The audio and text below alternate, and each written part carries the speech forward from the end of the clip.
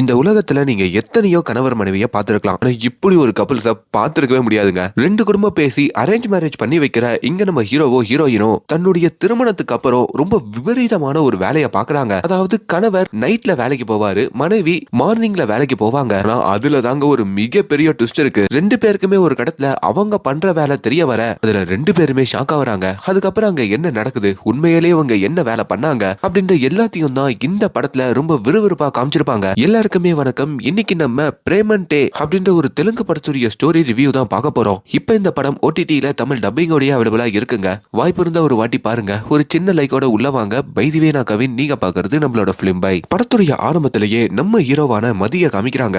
இவருக்கு ஒரு அன்பான அம்மா, ஒரு அப்பா, இவர் குடும்பத்துல பெரிய கடன் இருக்கவங்க. முக்கியமா இவருக்கு லோன் இருக்கும். அதாவது தன்னுடைய அப்பா வாங்கின லோன் எல்லாம் நம்ம ஹீரோ தான் வேலைக்கு போய் அடைக்க வேண்டிய ஒரு சிச்சுவேஷன். அப்படி ஹீரோக்கு சில உயிர் நண்பர்கள் இருப்பாங்க. இப்ப நம்ம ஹீரோவுமே தன்னோட அம்மாவோடையும் அப்பாவோடையும் ஒரு திருமணத்துல வந்து கலந்துக்க அங்கேயுமே நம்ம ஹீரோ தான் ஃப்ரெண்டோட ஜாலியா பேசிக்கிட்டு இருக்காருங்க. அதை பாக்குற அவங்க அப்பா அம்மாவும், டேய் மகனே, இந்த திருமணத்துல மாப்பிள்ளையாவே நீ தாண்டா இருக்கணும், ஆனா அதை விட்டுட்டு இந்த திருமணத்துல வந்தே ஜாலியா பேசிட்டு இருக்கியே அப்படின்ற மாதிரி சொல்ல, ஆமாங்க நம்ம ஹீரோக்கு ஒரு பொண்ணு பார்த்திருப்பாங்க. ஆனா அந்த பொண்ணு வேணான்ற மாதிரி ரிஜெக்ட் பண்ணதுனால நம்ம ஹீரோ இப்ப அந்த பொண்ணுடைய திருமணத்துக்கு தான் வந்திருக்காரு. கொஞ்ச நேரத்திலேயே அங்க பஃபட்ல பிரியாணி போறதாகவும் நான் பிரியாணி போய் சாப்பிட்டு வந்துடுறேன்னு சொல்லிட்டோம் அங்க இருந்து கிளம்புறாரு. ஹீரோ கிளம்பின உடனேயே அங்க ஒரு புரோக்கர் வர, இவர் தாங்க நம்ம ஹீரோக்கு நிறைய பொண்ணுங்களை பார்த்திருப்பாரு. அப்படி இந்த கல்யாணத்துக்கே ஒரு பொண்ணு வந்திருக்காங்க. குடும்பம் ரொம்ப நல்ல குடும்பம், கிராமத்து பொண்ணு, கண்டிப்பா உங்க பையனுக்கு செட் ஆவாங்க அப்படின்ற மாதிரியோ அவங்க அப்பா அம்மா கிட்ட பேசிக்கிட்டு இருக்க கட் பண்ணா இங்க ஹீரோவுமே வந்து அந்த பஃபட் போடுற இடத்துலயும் வெயிட் பண்ணிட்டு இருக்காரு. என்னடா பிரியாணி கிடைக்குமா இல்லையான்ற மாதிரி பார்த்தா அங்க ஒரு பெரிய சண்டை நடந்துட்டு இருக்குங்க. அந்த சண்டையில நம்ம ஹீரோயின் தான் போட்டுட்டு இருக்காங்க. ஏன்னா அங்க நிறைய கூட்டம் வந்து பிரியாணி காலி ஆயிடுச்சு அப்படின்ற மாதிரி சொல்றாங்க போல. அதுக்காக தான் ஹீரோயின் அங்க சண்டை போட்டு இருக்காங்க. நம்ம ஹீரோவுமே அதை பார்த்து, பிரியாணிக்காக ஒரு பொண்ணு சண்டை போறாளே, எனக்கு இந்த பொண்ணு ரொம்ப பிடிச்சிருக்குப்பா அப்படின்ற மாதிரி பார்த்த உடனே நம்ம ஹீரோயினை பிடிச்சு போக கொஞ்ச நேரத்திலேயே ஹீரோயின் சண்டை போட்டு அங்க எல்லாருக்கும் மட்டன் பிரியாணி வாங்கி கொடுக்க ஹீரோவும் இம்ப்ரெஸ் ஆகுறாரு. அங்கதான் இன்னொரு ட்விஸ்ட காமிக்கிறாங்க. இப்போ கல்யாணம் நடந்துட்டு இருக்கும் பாத்தீங்களா, அந்த மாப்பிளைய நம்ம ஹீரோவோட வீட்டுல பையன் பார்த்திருப்பாங்க. அந்த பையன் நம்ம ஹீரோயினை பிடிக்கலன்னு சொன்னதும் அவங்களும் ஹீரோ மாதிரியே இந்த கல்யாணத்துல வந்து ஒரு கெஸ்டா கலந்துருப்பாங்க. முக்கியமா ஹீரோயினோட அம்மா அங்க கல்யாணம் பண்ண போற கப்பல்ஸுக்கும் ஒரு புடவைய கிஃப்டா கொடுத்துருப்பாங்க போல. அது நம்ம ஹீரோயினுடைய ஃபேவரட்டான புடவைங்க. ஏமா இந்த கல்யாணத்துக்கு வந்தமா மொய் வச்சமா பிரியாணி தினமானு போனோன்னு இருக்கணும், நீ எதுக்குமா புடவையெல்லாம் கொடுக்குற, நான் போய் அந்த புடவையை எடுத்துட்டு வர போறேன் அப்படின்னு சொல்லிட்டோம். நேரா அங்க இருந்து இந்த மாப்பிள்ளையுடைய ரூமுக்கும் அவங்க போறாங்க. இங்க நிறைய கிஃப்ட் எல்லாம் வாங்கி வாங்கி அடுக்கி வச்சிருக்க. வெளியே அந்த டோரு லாக் ஆகி கிடக்குங்க. இப்ப இந்த டோரை எப்படி ஓபன் பண்றதுன்ற மாதிரி ஹீரோயினுக்கும் ஒன்னும் புரியல. அப்பதான் அங்க நம்ம ஹீரோ வராரு. நான் ஓபன் பண்ணி கொடுக்குறேன்னு சொல்லி நம்ம ஹீரோயினுடைய ஸ்லைட் பின்ன வச்சு அவர் அந்த டோரை ஓபன் பண்ண,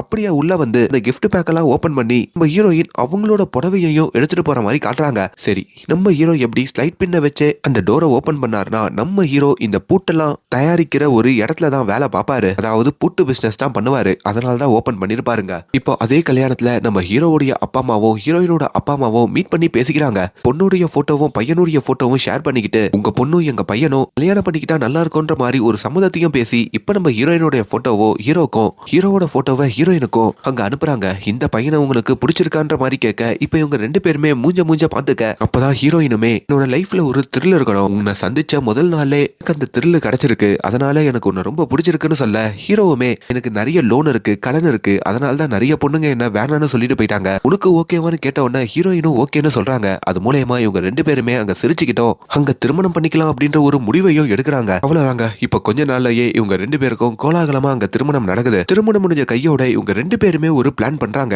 அதாவது ஹனிமூன் போறது அளவுலாம். முக்கியமா நம்ம ஹீரோ நைட்டு வேலைக்கு போறவரு, ஹீரோயின் பகல் வேலைக்கு போறவங்க. டைம் ஸ்பெண்ட் பண்ணவும் முடியாது. அதனால ஒரு மாசம் நம்ம வேலையெல்லாம் லீவ் போட்டுட்டு முழுக்க நம்ம வீட்லயே ரொம்ப ஜாலியா டைம் ஸ்பெண்ட் பண்ணலாம் அப்படின்ற மாதிரி பிளான் பண்ணி இவங்க வீட்ல ரொம்ப சந்தோஷமா இருக்கிற மாதிரியோ நம்ம ஹீரோ அவரோட ஃப்ரெண்ட்ஸோட தான் வேலைக்கு போவாருங்க. அவங்களுமே வந்து ஹீரோவை, எப்படா வேலைக்கு வருவேன், உன்னை நம்பிதான் நம்ம பிசினஸ் இருக்குன்னு எவ்வளவு கூப்பிட்டாலும் ஹீரோ அவனுங்கிட்ட பேசுற மாதிரி கூட தெரியலைங்க. கட் பண்ணா இப்ப காலங்கள் ஓடுது. இந்த ஒரு மாசமும் முடியுது. இப்போ அதே ஏரியால இருக்கிற ஒரு போலீஸ் ஸ்டேஷனை காமிக்க அங்க ஒரு கான்ஸ்டபிள் மேடமையும் காமிக்கிறாங்க. இவங்க ஒரு காலத்துல அந்த ஸ்டேஷனுடைய SI-யா இருந்திருப்பாங்க. இவங்களுக்கு கீழே கான்ஸ்டபிளா இருந்தவர் தான் இப்போ இன்ஸ்பெக்டரா மாறி இருப்பாரு. இதுல இருந்து இந்த மேடமுக்கு ஒரு பொறாம அவர் மேல இருக்கோங்க. முக்கியமா இந்த மேடம் ஆண்கள்னாலே வெறுக்கிறவங்க. தன்னோட கணவரை கூட அவங்க முழுசா வெறுத்து அவர்கிட்ட டைவர்ஸ் கேட்டுக்கிட்டும் இருப்பாங்க. எப்போ அந்த புது இன்ஸ்பெக்டர் ஸ்டேஷனுக்கு வந்தாரோ அதுல இருந்து இந்த மேடமுக்கு சரியான கேசஸ் கிடைக்க மாட்டேங்குது. அவங்களே போய் அந்த இன்ஸ்பெக்டர் கிட்ட கேஸ கேட்டா கூட, நான் உங்களுக்கு கீழே இருக்கும் போதோ என்னை எப்படி எல்லாம் பாடா படுத்துறீங்க, கொஞ்ச நாள் நீங்களும் பாடா படுங்கன்ற மாதிரி அவர் சிரிச்ச மேனிக்கு சொல்லிடுவாருங்க. நான் இப்ப நம்ம ஹீரோயினை காமிக்கிறாங்க. நம்ம ஹீரோயின் இருக்காங்கல்ல, அவங்களும் இப்ப கல்யாணம் எல்லாம் முடிஞ்சு செஞ்சு அவங்களோட தோழிகள் கிட்டயும், அதாவது பக்கத்து வீட்டு ஆன்டிகள் தான் இப்போ அவங்க தோழிகள், அவங்க கிட்டயும் என் கணவரோட முதல் 1 மாசம் ரொம்ப சந்தோஷமா வாழ்ந்தேன், என் கூடயே ஒரு டைம் ஸ்பெண்ட் பண்ணாரு, அந்த 1 மாசம் முடிஞ்சதுக்கு அப்புறம் ரொம்ப லோன்லினஸா இருக்கு, ஏன்னா நான் காலையில வேலைக்கு போயிடுவேன், அவரு நைட்டு வேலைக்கு போயிடுவாரு, டைமே ஸ்பெண்ட் பண்ண முடியலன்ற மாதிரிலாம் புலம்பிக்கிட்டு இருக்காங்க. அப்பதான் அங்க இருக்கிற ஒரு ஆன்டியுமே ஒரு கிராஸ் கொஸ்டின் கேக்குறாங்க. உன் கணவர் உனக்கு கிஃப்ட் எல்லாம் வாங்கி கொடுப்பாரான்னு கேட்க, அதுக்கு என்ன அப்பப்போ ஒரு கிஃப்ட் வாங்கிட்டு வருவாரு. ஐயோ, இந்த கிஃப்ட் வாங்கி கொடுக்குற ஹஸ்பண்ட மட்டும் எப்பவுமே நம்ப கூடாது. நாட்டுல இருக்கிற பங்கஜம் இருக்காளே, அவ 10 வருஷமா அவ கணவரோட சந்தோஷமா இருந்தா, அவ கணவரும் எப்ப பார்த்தாலும் அவளுக்கு கிஃப்ட் வாங்கி கொடுப்பாரு. அப்படி என்னன்னு பார்க்கும் போதுதான் தெரிஞ்சது, அவ கணவருக்கு வேறு ஒரு பொண்ணோட தொடர்பு இருந்ததா. நீயும் கொஞ்சம் ஜாக்கிரதையா இருன்னு சொல்ல, உன் கணவருடைய பேண்ட் பாக்கெட்ல எதனா சீட்டு மாதிரி நீ பாத்திருக்கியான்ற மாதிரியும் அங்க ஆன்டிகள் கேள்வி கேக்குறாங்க. ஏதோ ரெஸ்டாரண்ட்டுக்கு போய் ஒரு சாப்பிட்டுருக்காரு போல, அதுக்கான பில்லு பார்த்தேன், எத்தனை பேர் சாப்பிட்டதா பில் இருந்தது, 2 டேபிளுக்கு பில் இருந்தது. அப்போ உன் ஹஸ்பண்ட் ஏதோ ஒரு பொண்ணை கூப்பிட்டுட்டு தான் அந்த ரெஸ்டாரண்ட்டுக்கு போயிருக்காரு. என்ன பண்ற, உன் ஹஸ்பண்டை கூப்பிட்டுக்கிட்டு நீயும் அந்த ரெஸ்டாரண்ட்டுக்கு போ, சில டெஸ்ட் எல்லாம் உன் ஹஸ்பண்டுக்கு வெய்யே, அவர் ஆல்ரெடி இந்த ரெஸ்டாரண்ட்டுக்கு வந்திருக்கான்னு சொன்னா அவரு நல்லவரு, ஒரு வேலை வரல அப்படின்ற மாதிரி பொய் சொல்ல வராருன்னா அவருக்கு வேற ஏதோ ஒரு பொண்ணு கூட தொடர்பு இருக்குன்ற மாதிரியும் அவங்க சொல்றாங்க. அப்படி நம்ம ஹீரோயினும் அவங்க ஹஸ்பண்ட் அந்த ரெஸ்டாரண்ட்டுக்கு கூட்டிட்டு வர, இதுக்கு முன்னாடி இங்க வந்திருக்கீங்களான்னு கேட்கும் போதோ ஹீரோ இங்க வந்ததே இல்லைன்னு சொல்றாரு. அது மூலியமா அந்த ஆன்டிகள் எல்லாம் சொன்ன மாதிரி நம்ம கணவருக்கு வேற ஏதோ ஒரு பொண்ணோட தொடர்பு இருக்குன்ற மாதிரி இப்ப கிராஸ் கொஸ்டின் கேக்குறாங்க. முக்கியமா எப்பனா உனக்கு அன்னோன் நம்பர்ல இருந்து கால் வந்தா என்னை விட்டு தனியா போய் பேசுறியே, அது யாரு, எதுக்கு, நீ என்ன பண்ற, ராத்திரியில எங்க போறன்ற மாதிரி கேள்வி மேல கேள்வி கேட்க, ஆனா ஹீரோவால சரியா பதில் சொல்ல முடியல. அதான் ஹீரோயின் கோவப்பட்டு, நீ ஆல்ரெடி இந்த ரெஸ்டாரண்ட்டுக்கு வந்திருக்க, நீ ஏதோ ஒரு பொண்ணை வச்சிருக்க, அதுல இருந்து என்ன சமாளிக்கிறதுக்கு தான் இப்படி கிஃப்ட் வாங்கி கொடுக்கறதும் இதெல்லாம் பண்ணிக்கிட்டு இருக்க, இப்படி எவ்வளவு மோசமா என்ன சீட் பண்ணுவேன்னு நினைச்சு கூட பாக்கலன்னு சொல்லி ஹீரோவையும் கழுவி ஊத்துறாங்க. இப்ப அந்த இடத்துல இருந்து நம்ம ஹீரோயினும் கோச்சிக்கிட்டு அவங்க கார்ல கிளம்ப, ஹீரோவுமே ஏ உன்னை தவிர நான் எந்த ஒரு பொண்ணையும் பார்த்ததில்ல, நீ தப்பா நினைச்சிட்டு இருக்க, இங்க இன்னொரு ட்விஸ்ட் இருக்குன்ற மாதிரி அந்த கார்லயே தொங்கிக்கிட்டு தான் மனைவிய சமாதானப்படுத்தலான்னு போக, ஆனா அங்கதான் ஒரு ட்விஸ்ட் நடக்குது. ஹீரோவுமே நான் உண்மையா சொல்லிடுறேன், நினைக்கிற மாதிரி நான் நைட்ல போட்டு வேலைக்கெல்லாம் போயிட்டு இல்ல, ஆக்சுவலி நான் ஒரு திருடன் அப்படின்ற மாதிரி அவர் சொல்றாரு. இதை கேட்டதும் ஹீரோயின் நொறுங்கி போறாங்க. அங்கேயே காரை சடன் பிரேக் பிடிக்கிறாங்க. இதுல ஹீரோ எகிரி போய் கீழே விழ, இப்ப அங்க கூட்டம் சேருதுங்க. எப்படியோ ஹீரோயின் வந்து நம்ம ஹீரோவை அங்க இருந்து ஃபர்ஸ்ட் எய்ட் பண்ணி தன்னோட வீட்டுக்கும் கூட்டிட்டு வராங்க. இப்ப ஹீரோயினும் வீட்டுக்கு வந்ததும், இதுக்கு மேல உன் கூட வாழ முடியாது, பேசாம எங்க அப்பா அம்மா வீட்லயே என்னை விட்டுரு அப்படின்ற மாதிரியும் சொல்றாங்க. ஹீரோவுமே தயவு செஞ்சு என்ன புரிஞ்சுக்கோ, நான் முன்னவே சொன்னல எனக்கு நிறைய லோன் இருந்தது, இந்த லோன் எல்லாம் நான் பாக்குற சாதாரண வேலையை வச்சு என்னால அடைக்க முடியல, ஏன் என்னோட பூர்வீக வீடே இப்போ கடன்ல தான் இருக்கு, அதெல்லாம் நான் மீட்கணும், இது மாதிரி திருடி தான் ஆகணும் அப்படின்ற மாதிரி அவர் சொல்றாரு. நீ என்ன வேணா காரணம் சொல்லலாம், ஆனா திருடுறது மிகப்பெரிய தவறு, இப்படி ஒரு தன்னோட என்னால வாழ முடியாது, ஏன் எங்க அப்பா கூட தான் கஷ்டப்பட்டு வேலை பார்த்து குடும்பத்தை கரை சேர்த்தாரு, அவர் ஒன்னும் திருடி சேர்க்கலையேன்ற மாதிரி இவங்க இன்னொரு பக்கம் பேசிக்கிட்டு இருக்க, அப்பதான் ஹீரோக்காக நான் என்ன வேணா பண்றேன், ஆனா திருட்ட மட்டும் விட முடியாதுன்ற மாதிரியும் சொல்றாரு. திருட்ட விடலனா நான் எங்க வீட்டுக்கு போயிடுவேன், இதுதான் உனக்கு கடைசி வாய்ப்புன்ற மாதிரியும் ஹீரோவை மிரட்ட, ஹீரோவாலையும் அங்க என்ன முடிவெடுக்கிறதுன்னு தெரியல. அதனால ஹீரோயின் கிட்டையும் தான் திருட்ட விடுறதா அங்க சத்தியம் பண்ணியும் கொடுக்குறாருங்க. அதுக்கப்புறம் ஹீரோயினோட அறிவுறுத்தலின்படி நம்ம ஹீரோ பக்கத்துல இருக்கிற நிறைய கம்பெனிஸுக்கு இன்டர்வியூக்கு போக, அதுல அவருக்கு ஒரு கம்பெனில வேலையும் கிடைக்குது. ஆனா குறைந்த சம்பளத்துல தாங்க வேலை கிடைக்குது. தொழில் பார்த்து பார்த்து அவருக்கு அந்த வேலை பார்க்கறதே பிடிக்கலைங்க. அதே மாதிரி இங்க இந்த ஸ்டேஷன்ல இருக்கிற இன்ஸ்பெக்டரும் இந்த லேடி கான்ஸ்டபிள பழி வாங்கணும்னு சொல்லியே, இதுக்கு மேல நீங்க பகல் ஷிஃப்ட்டுக்கு வர வேண்டாம், உங்களுக்கு ரோந்து பண்ணி கொடுக்குறோம், ராத்திரியில நீங்க ரோந்துக்கு போகணுன்ற மாதிரி சொல்றாங்க.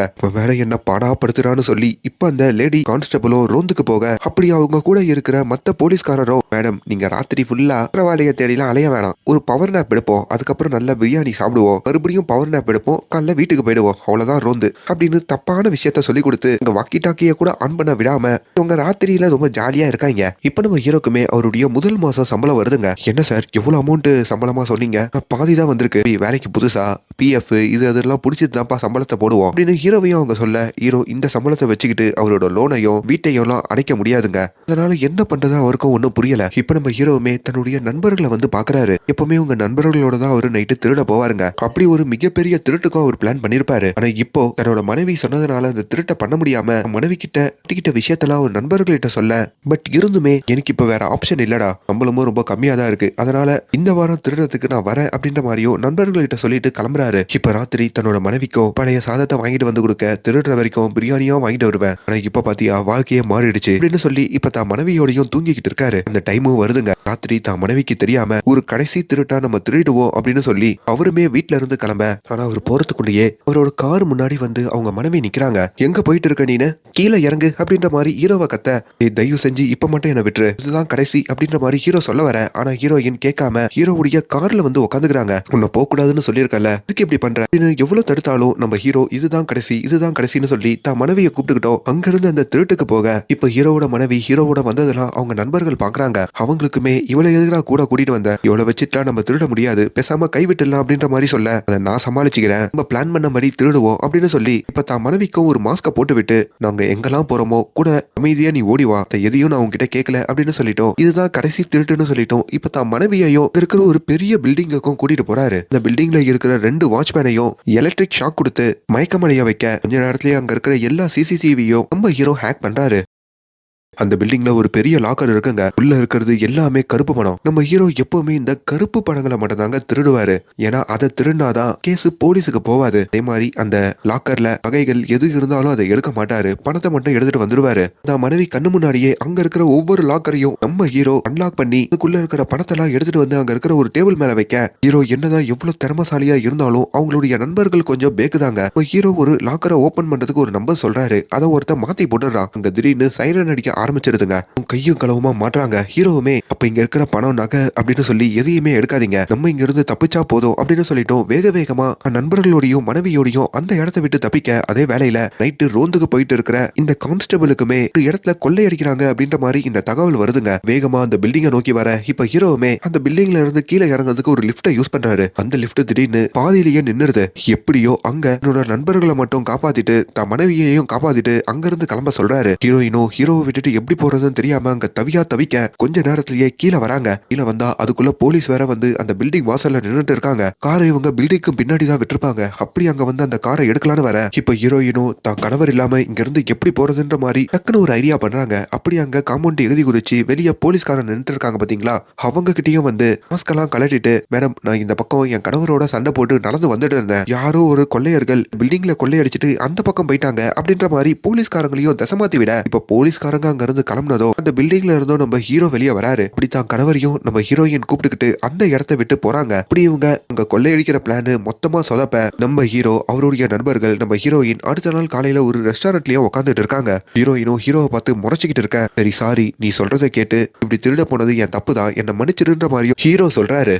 ஆனா அங்க நம்ம ஹீரோயின் ஒரு பெரிய ட்விஸ்ட கொடுக்குறாங்க. ஆக்சுவலி நான் உன்னை கல்யாணம் பண்ணும் போதே என் வாழ்க்கையில ஒரு த்ரில் இருக்கணும்னு நினைச்சேன். இப்போ உன் கூட வரும்போதோ என்ன மாதிரி த்ரில் இருந்தது தெரியுமா, நீ எவ்வளவு திறமைக்காரன் தெரியுமா, சூப்பரா ஒவ்வொரு லாக்கரையும் ஓபன் பண்ற, லிப்ட்ல நீ மாட்டிக்கிட்டதுக்கு அப்புறம் கூட அதுல இருந்து திறமையா வெளியே வந்துட்ட. தூமு படத்துல தான் நான் இப்படி கொள்ளையடிச்சுதான் பாத்திருக்கேன், ஆனா நீ அதவியே மிஞ்சிட்டா. ஆக்சுவலி உனக்கு இந்த நண்பர்கள் கூட்டணி எல்லாம் சரியில்லை, ஆனா உன் நண்பர்கள்லாம் சரியான தத்தியா இருக்கானுங்க. உனக்கு இருக்கிற திறமைக்கு நான் உன் கூட சேர்ந்தேன்னு வையே, சும்மா அட்டகாசமா திருடலாம். ஆமாண்டா, எந்த வாயால திருட வேணாம்னு சொன்னனோ அதே வாயால சொல்றேன், நம்ம 2 பேரும் பார்ட்னரா சேர்ந்து திருடலாம். அப்படி திருடி நம்மளுக்கு தேவையான எல்லா பொருட்களையும் வாங்கிக்கலாம் அப்படின்ற மாதிரி அவங்க சொல்றாங்க. இது ஹீரோக்குமே பெரிய அதிர்ச்சியா இருக்குங்க. ஆனா ஹீரோவால இதை அக்செப்ட் பண்ண முடியலைங்க. நேத்து வரைக்கும் நான் திருடவே போக கூடாதுன்னு சொன்னேன், ஆனா இன்னைக்கு வந்து சேர்ந்து திருட போலான்னு சொல்ற, நீ என்ன யோசிச்சுட்டு இருக்க, இதெல்லாம் சுத்தமா வேலைக்காவாது, நீ படிச்ச படிப்புக்கு திருடுற வேலைக்கா வருவ, எனக்கு தான் குடும்பத்துல கஷ்டம் அப்படின்ற மாதிரிலாம் அங்க நம்ம ஹீரோயினையும் திட்டுறாரு. ஆனா ஹீரோயின் ஹீரோ சொல்றத கேட்கற மாதிரி தெரியலைங்க. ஹீரோக்குமே அந்த வீட்டு மேல ஒரு கடன் இருக்கும்ல, அதுல அவருக்கு பயங்கர பிரஷர் ஆகுது. உடனடியா காசு கட்டனா வீடே கையை விட்டு போயிடும்ன்ற மாதிரிலாம் அங்க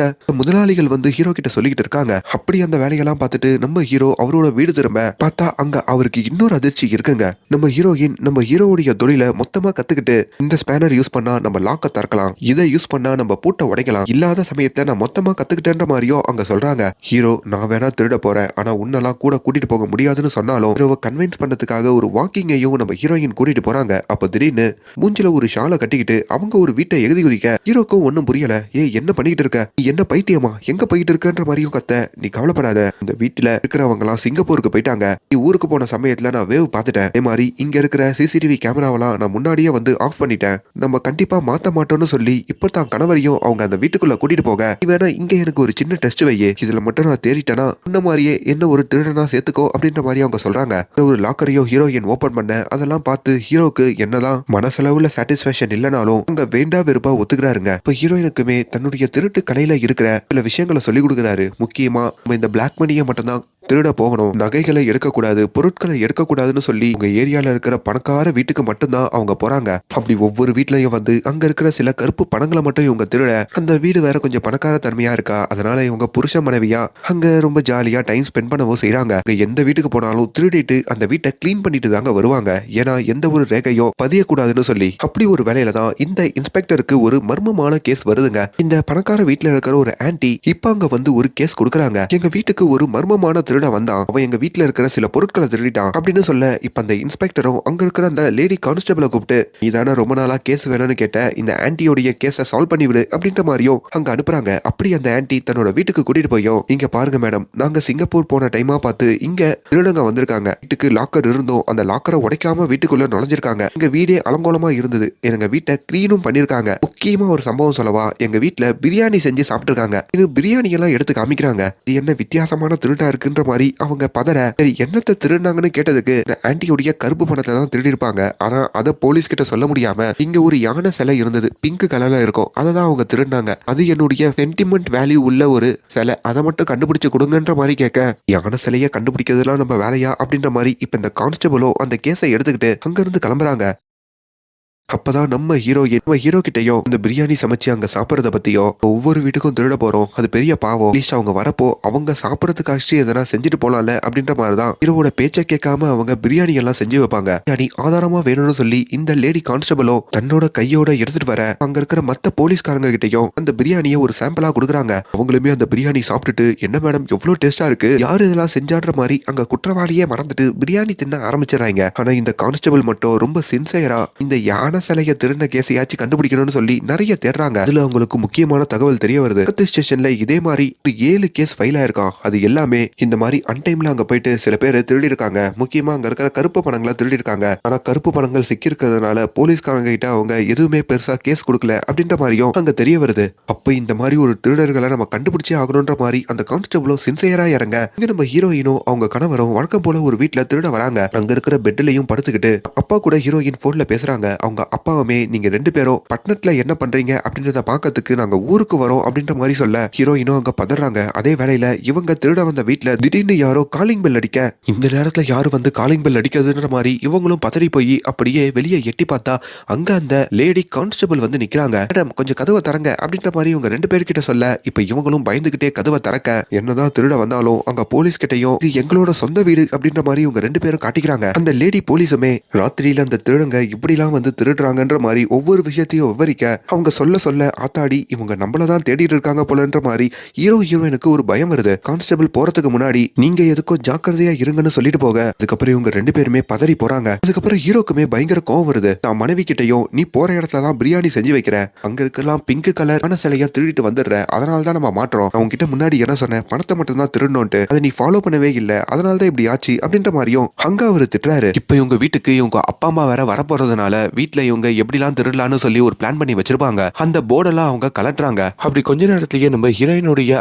ஹீரோவுடைய அப்பா அம்மாலாம் அவங்களுடைய வீட்டுக்கு வர, இவங்களும் சிரிச்ச முகத்தோட வரவேற்கிறாங்க. ஹீரோயினோ தன்னோட அப்பா அம்மாக்கும் ஹீரோவுடைய அப்பா அம்மாக்கும் அங்க பிரியாணி எல்லாம் செஞ்சு போடுறாங்க. அப்படி இவங்க குடும்பத்தோட உட்காந்து சாப்பிட்டுட்டு இருக்கும் போதுதான் அங்க ஒரு நியூஸ் வருதுங்க. அந்த நியூஸ்லயுமே இப்ப இவங்க வீடு வீடா போய் திருடுறாங்கல்ல, அத பத்தி தாங்க வந்துகிட்டு இருக்கு. ஏதோ ஒரு மர்மமான திருடர்கள் ஒவ்வொரு வீட்லயும் போய் திருடுறாங்க. பண நகையை திருடுவாங்கன்னு பார்த்தா ஒவ்வொரு வீட்லயும் போய் பிரியாணி செஞ்சு சாப்பிட்டுட்டு அந்த வீட்டை கிளீன் பண்ணிட்டு அங்க இருக்கிற சில யானை சிலைகள் எல்லாம் திருடிட்டு வந்துடுறாங்க. இப்படி ஒரு விசித்திரமான திருடர்களை இது வரைக்கும் இந்த உலகம் பார்த்ததில்லை அப்படின்ற மாதிரியும் சொல்ல, இப்ப அந்த வீட்டுடைய ஓனர்ஸ் எல்லாம் இருக்காங்க பாத்தீங்களா, அவங்களுமே டிவில வந்து அந்த திருடங்க வந்து எங்க வீட்டுல பிரியாணி செஞ்சு வச்சுட்டு போனது ரொம்ப பிடிச்சது, அவங்க மறுபடியும் எங்களுக்கு அந்த பிரியாணியை செஞ்சு கொடுக்கணும் அப்படின்ற மாதிரியும் கேட்டுட்டு இருக்காங்க. இதையெல்லாம் பாக்குற ஹீரோயினோட அப்பா அம்மாக்கும் ஹீரோடைய அப்பா அம்மாக்கும் சிரிப்பு தாங்க வருது. இப்ப டிவில வேற இந்த யானை சிலைய பத்தி சொல்றாங்கல்ல, அந்த யானை சிலை இன்னும் ஹீரோயினுடைய வீட்டுல தாங்க இருக்கும். ஹீரோயினும் எங்க தன்னுடைய அப்பா அம்மா பாத்திர போறாங்கன்னு சொல்லி அந்த யானை சிலைய போயிட்டு ஒளிச்சு வைக்கிறாங்க. கொஞ்ச நேரத்திலேயே நம்ம ஹீரோயினுடைய அப்பா அப்படியே இந்த வீட்டை பாத்துக்கிட்டே இருக்க,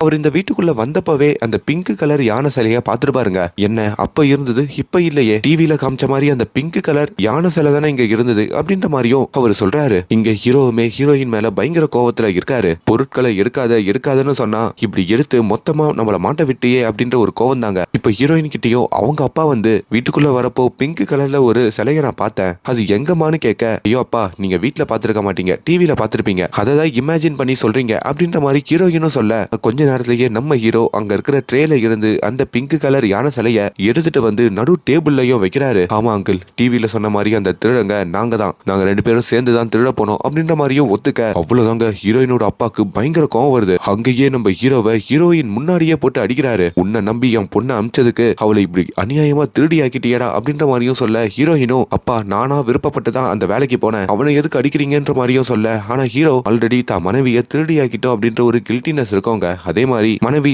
சொல்ற பேச்சையே கேட்கல அப்படின்ற ஒரு கில்ட்டினஸோட எல்லா தப்பும் என் மேலதான் அங்கிள், இதுக்கு மேல உங்க பொண்ணை என் கூட வச்சிருக்க நான் விரும்பல, நீங்க வேணா உங்க கூடயே உங்க பொண்ணை கூட்டிட்டு போயிடுங்க, அதான் நல்லது அப்படின்ற மாதிரி சொல்றாரு. நான் அதை தாண்டா பண்ண போறேன், 2 நாள்ல டைவர்ஸ் நோட்டீஸ் அனுப்புவேன், நீ கையெழுத்து போட்டுட்டானா எல்லாம் சிம்பிளா முடிஞ்சிடும், இல்லனா அவ்வளவுதான் அப்படின்னு மிரட்டிட்டு தான் பொண்ணை கூப்பிட்டுக்கிட்டோம். இப்போ ஹீரோயினும் அவங்க அப்பாவும் கிளம்புறாங்க. ஹீரோயின் அழுதுகிட்டே தான் அங்க இருந்து போறாங்க. இப்போ இவங்க எல்லாம் போனதுக்கு அப்புறம் ஹீரோவுடைய அப்பா அம்மாவும் வீட்டுல இருக்கிற கஷ்டத்துக்காக தான் நீ இதெல்லாம் பண்றதுன்னு தெரியும்பா, ஆனா இப்படி பண்ணி தான் அந்த கஷ்டத்தை போகணும்னு இல்ல, தயவு செஞ்சு இதுக்கப்புறம் இதெல்லாம் விட்டுரு அப்படின்ற மாதிரியும் ரொம்ப அழுதபடி பேசுறாங்க. இங்க என்னதான் ஹீரோயினை கூட்டிட்டு வந்து அவங்க அப்பா அம்மா வீட்டுல அடைச்சு வச்சிருந்தாலும் என் புருஷனோட வீட்டுல தான் நான் இருப்பேன், அவன் என்ன பண்ணாலும் அவனோட சேர்ந்து நானும் பண்ணுவேன், தேவையில்லாம நீங்க அதை தடுக்காதீங்க அப்படின்னு சொல்லி ஹீரோயினுடைய அப்பா ஹீரோயினா அவங்க வீட்டுல பூட்டி வைப்பாருங்க. ஆனா இவங்க ஒரு சைட் பின்ன வச்சு அந்த பூட்டை திறந்துகிட்டு உனக்கு டைவர்ஸ் எல்லாம் கொடுக்க முடியாது, அவனோட நான் சேர்ந்து தான் வாழ போறேன்னு சொல்லிட்டோம் அங்க இருந்து கிளம்புறாங்க.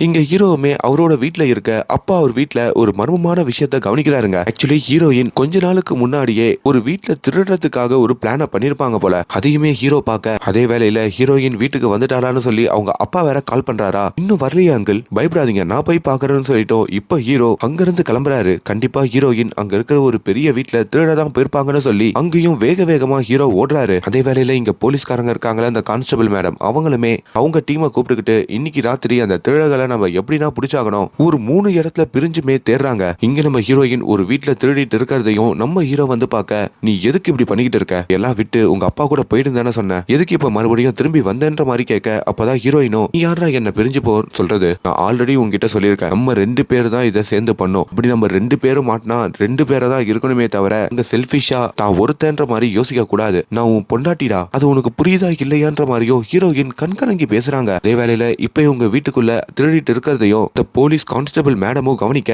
எது இவங்க தான் அந்த திருடங்களா, இது தெரியாம இவங்க வீட்டுக்குள்ள இருக்காங்கன்னு சொல்லி நம்ம போய் பேசணுமேன்னு சொல்லி அந்த வீட்டு கதவையும் திறந்து இவங்கள கையும் களவுமா பிடிக்க வர, இப்ப இவங்க 2 பேருமே கட்டி அணைச்சுக்கிட்டு நம்ம மாட்டினாலும் பரவாயில்ல ஒன்னா சேர்ந்தே இருப்போம்னு சொல்லியும் அங்க முடிவு எடுக்கிறாங்க. அப்படி கட்டி அணைச்சபடியே இவங்க 2 பேரையும் கைது பண்ணி தனித்தனி செல்லுலையும் அந்த கான்ஸ்டபிள் மேடம் போட, அந்த கான்ஸ்டபிள் மேடமுக்கும் இந்த ஸ்டேஷன்ல இருக்கிற இன்ஸ்பெக்டர் பயங்கரமா பாராட்டுறாரு. அவளையே அந்த மேடமுக்கு ஒரு கட் அவுட்டையே அந்த இன்ஸ்பெக்டர் வைக்கிறாரு. இங்க என்னதான் செல்லுல இருந்தாலும் ஹீரோ ஹீரோயின் ரொம்ப சென்டிமெண்டலா பேசிக்கிறாங்க. என்னாலதான் உனக்கு எவ்வளவு தப்பான ஒரு புத்தி வந்தது, நீ சொன்ன மாதிரியே நான் ஆரம்பத்துல இருந்து வேலைக்கு போயிருக்கணும், நான் தான் தப்புன்ற மாதிரி ஹீரோ சொல்ல, ஹீரோயினும் இல்ல நான் தான் தப்பு, நான் கொஞ்சம் பேராசைப்பட்டுட்டேன் என்ன மன்னிச்சிருன்ற மாதிரி அவங்க அங்க கண்கலங்கி அழுகுறாங்க. இது எல்லாமே அந்த கான்ஸ்டபிள் மேடமும் பார்க்க, எனக்கு ஒரு ஆசை இருக்கு, மறுபடியும் நம்ம அதே வீட்டுல வாழணும், நல்லபடியா வேலைக்கு போகணும், நீ சமைச்சு கொடுக்குற பிரியாணியை சாப்பிட்டு சந்தோஷமா இருக்கணும், மத்த கப்புள்ஸ் மாதிரி நம்ம இருக்கணும், லோனு இது அதுன்னு எதுவுமே இல்லாம நம்ம வாழ்க்கை சுதந்திரமா மாறணும்ன்ற மாதிரிலாம் அங்க ஏக்கத்தோட சொல்றாரு. இத பாக்குற அந்த கான்ஸ்டபிள் மேடமுக்கும்